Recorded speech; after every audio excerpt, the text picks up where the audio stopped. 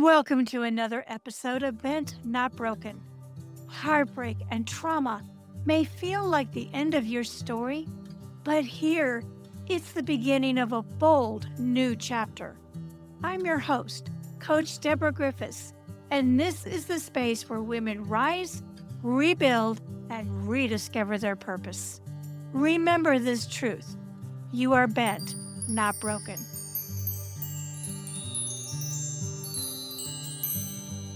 Welcome back to Bent Not Broken. I'm Coach Deborah, and this is your bonus coaching episode, a space for healing, reflection, and truth-telling. In my recent conversation with counselor and author Sonya Krishna Chand, we talked about what it really means to allow yourself to feel and to remember that your self-worth never left you. Today, I want to expand on that, to talk about why it's so important to feel your pain and how to process it so that you can move forward. The first question to ask yourself is, why must I feel the pain? Remember, pain isn't punishment. It's information. It's your body and soul's way of saying something needs your attention. When we avoid pain by staying busy, numbing it, or pretending that everything's fine, we don't erase it. We simply bury it. And buried pain doesn't disappear. It waits. It shows up later as anxiety, bitterness, or even emotional exhaustion. Feeling your pain allows you to release it instead of reliving it. It opens the door for transformation because you can't heal what you refuse to feel. So when grief, anger, or loneliness shows up, pause. Take a breath and say, I see you.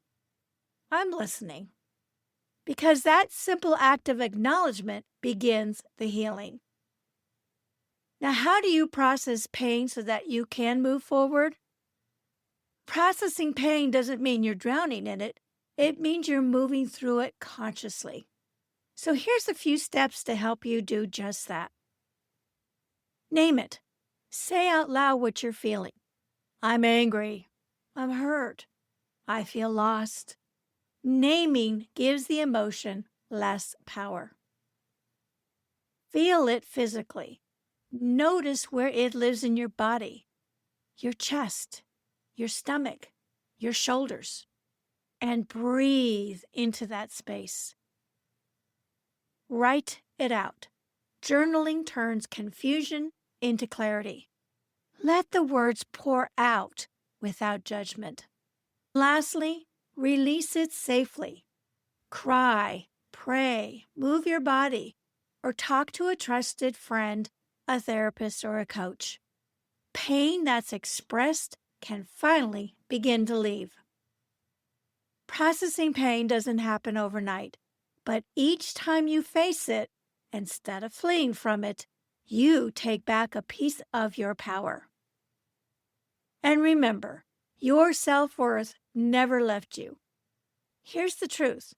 Your worth is not tied to your past, your relationship, or your pain. You were worthy before the heartbreak, and you're worthy now. Pain might have clouded your vision, but it didn't erase your light.